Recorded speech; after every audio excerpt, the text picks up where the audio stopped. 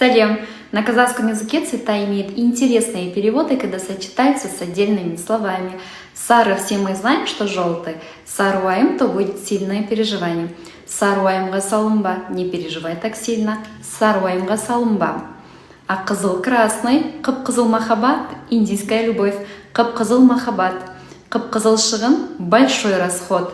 Кып-кызыл шығын. Кып-кызыл болып кеттім, ой, покраснел я. Кып-кызыл болып кеттім. Қара, черный, қара бала, қазақтың қара баласы, казах родной сын, қазақтың қара баласы. Қара шаңырақ, дедушкин дом, қара шаңырақ, қара домбра, родной инструмент, қара домбра. А қоңыр это коричневый, қоңыр жел, легкий ветерок, қоңыр жел. Қоңыр дауыс это баритон, қоңыр салқын, прохладно. Қоңыр салқын. А вы знали, что для нас, для казахов, все, что имеется под небом, ассоциируется именно со цветом синий, көк.